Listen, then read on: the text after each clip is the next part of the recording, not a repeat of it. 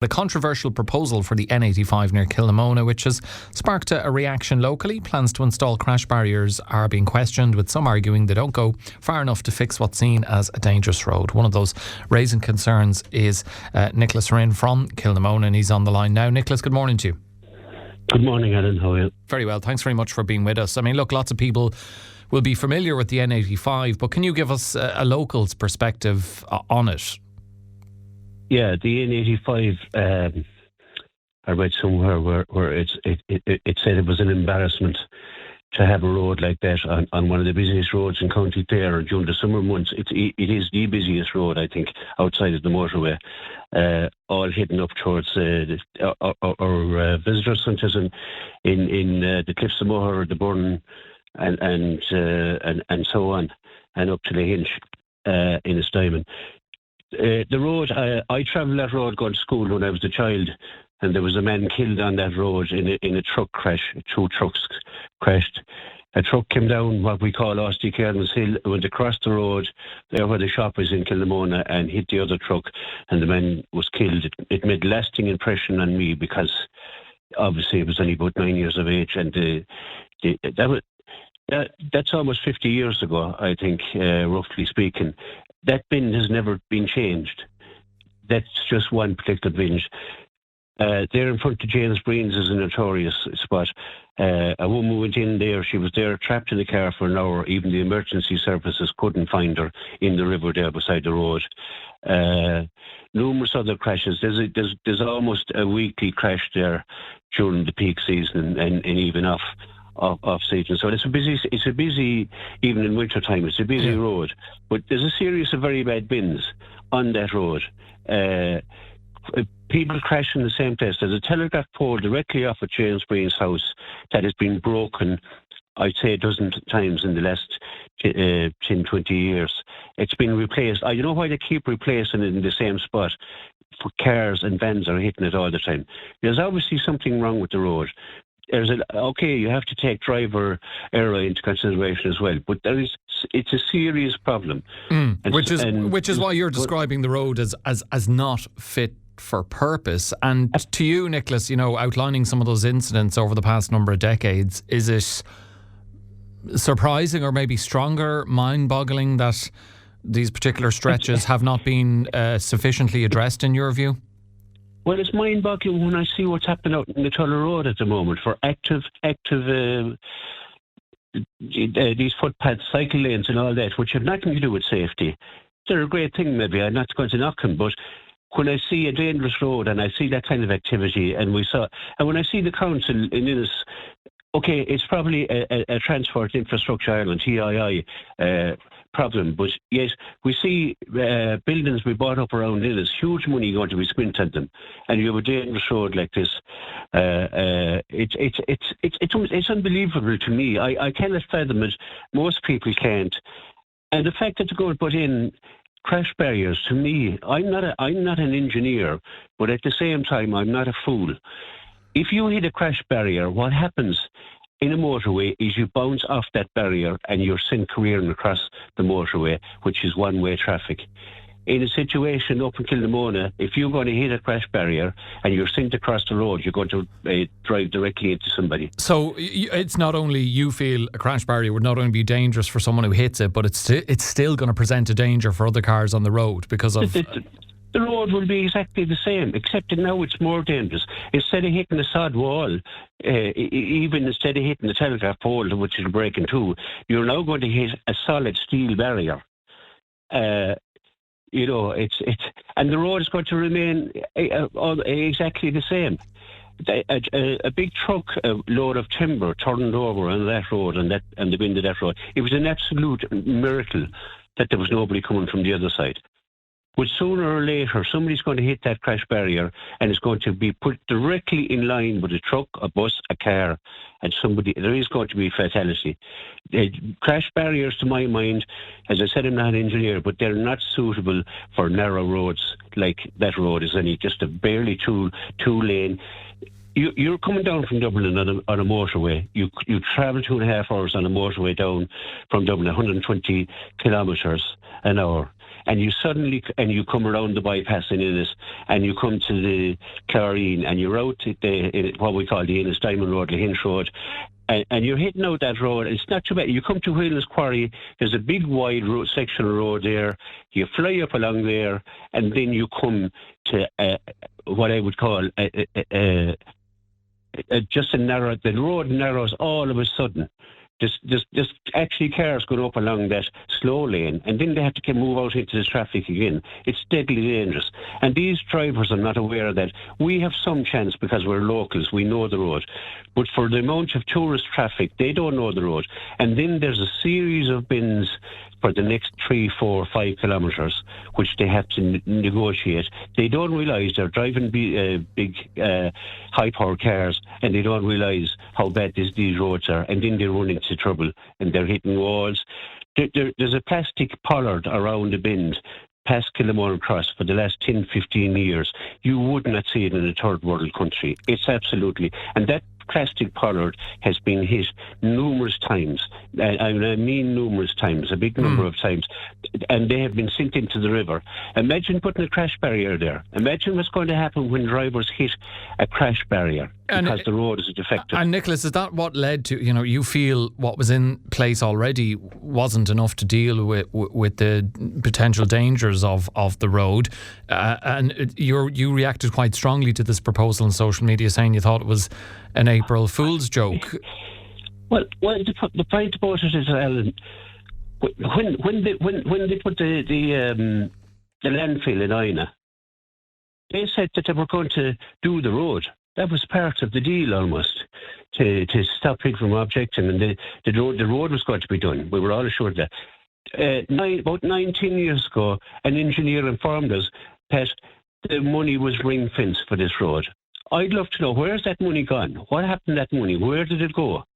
And it's a no-brainer. That road needs to be realigned properly. We're not looking for a motorway. We're not looking for what they proposed almost 20 years ago when they gave 3 different routes and divided up the parish and caused resentment and so on with different routes. Mind you, there was one man there, God rest his soul, Michael Hegarty, who said that it wouldn't affect him. And somebody said, should the line is going through, one of those lines is going through your land. And he said, I'll be long gone before that road is ever done. How right he was. And we feel now that this road is deadly dangerous. There's more and more traffic coming on it, and it's just deadly dangerous at the moment. A lot of tourist traffic coming up from Shannon Airport as well, who don't have a clue what the roads are like in this country. And Nicholas, do you think this proposal reflects a lack of long-term planning for the road? It's a stick and plaster, but what's more, it's a dangerous stick and plaster.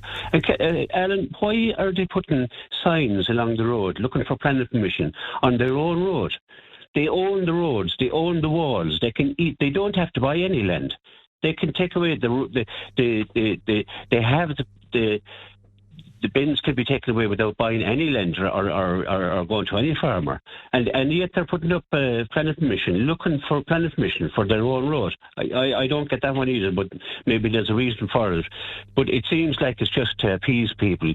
But it doesn't appease anybody to put up crash barriers in such a narrow road. I think it's a dangerous precedent. I think it shouldn't happen. I think the road should be realigned properly. Nicholas, you're not mincing your words about this proposal for this barrier. Presumably, you've been talking with other people in and around the area about it. How are residents feeling? Are they of a similar mind to yourself that this is not a good idea?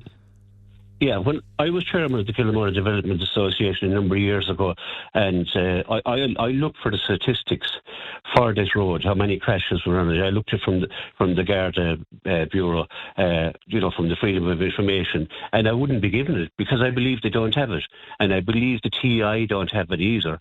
So therefore, they're sitting somewhere in an office in Dublin saying, well, there's no problem on that road because they don't have the figures, I think. That's my opinion. But from the we've been discussing this road. We had engineers out who promised us within 5 years. Well, the 5 years have elapsed now since almost since I was chairman, and nothing is being done.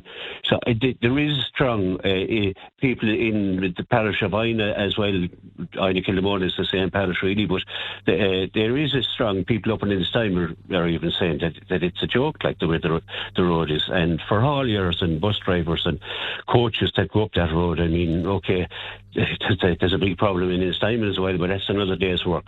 But the locals do feel that this road needs to be fixed, and once and for all. And is there, as we get closer to summer, Nicholas, and I'm sure this applies to every year, is there a nervousness in the area that, you're going to see increased traffic as we get to summer with tourists and locals who are heading out, as you say, to Lynch and other places like that, and that with the increased volume of traffic, there's more chance of an incident happening?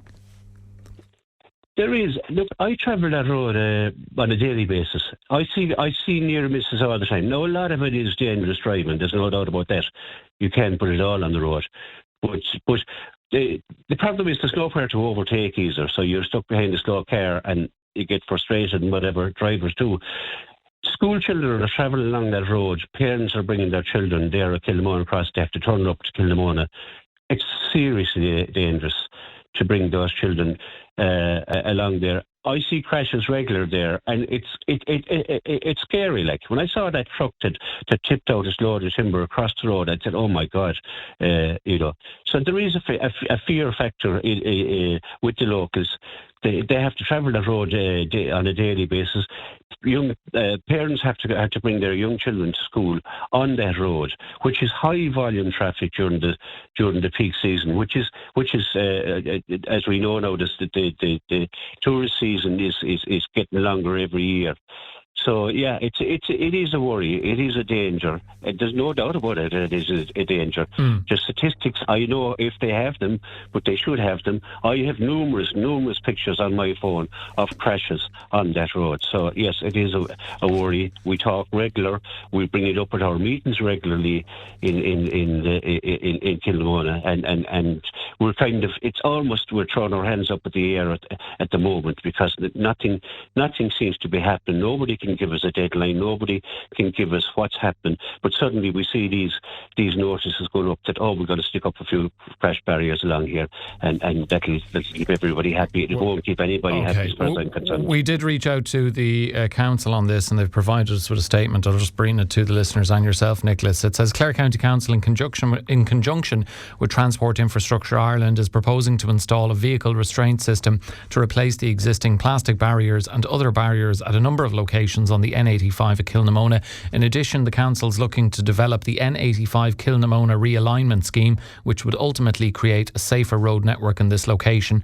However, as the road realignment scheme will take a number of years to deliver, at this time it is prudent to provide a safer vehicle restraint system for the benefit of all motorists. So I suppose basically, Nicholas, the end goal is for realignment, which you and I'm sure others have called for, but at the moment they're saying it's prudent to provide a safer vehicle restraint system, although I'm sure, as you've already outlined, your counter argument would be that you don't think these barriers would be safer at all. There is a window now for submissions to the local authority. Presumably you'll be making a formal submission.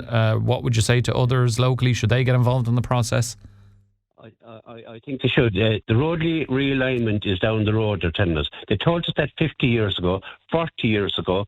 They told us when the landfill came to Ina, they told us 10 years ago.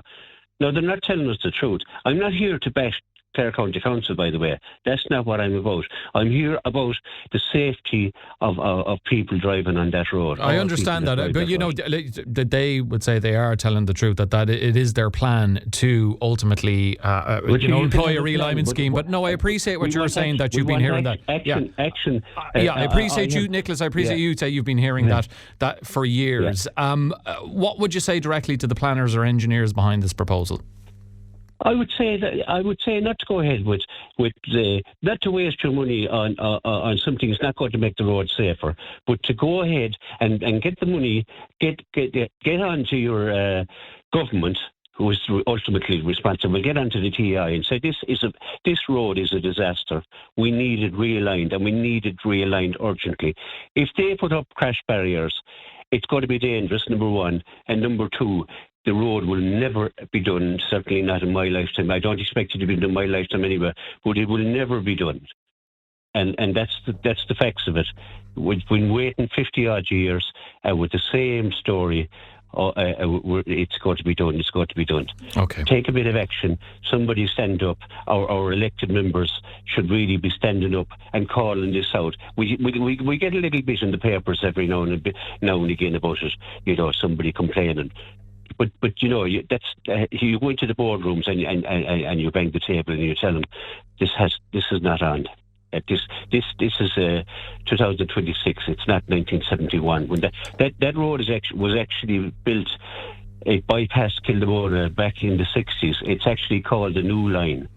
We used to call it was referred to as the New Line, but it's not the New Line anymore. But that's for certain. Like, it's the old line, and it really needs. I'm just calling out anybody who's listening to this who has a bit of authority. You need to push for this. Okay, and you've gotten that. You've gotten the message across, and indeed, your there's listeners agreeing with you. Text in here on 086 1800 964 says, agree wholeheartedly with that Kilnamona man, Nicholas. What's happening on the Tulla Road is a disgrace and a total waste of taxpayer money. Shame on whoever gave the go ahead for that project. A total waste of money. Nicholas, you've certainly got the ball rolling on this particular discussion. Thank you for joining us this morning on the show. Thanks very much, Alan, as well, for highlighting it, and thanks to Clare Fm for throwing light on this. No problem at all. That's what we do here. It's Nicholas Rynne there from Kilnamona.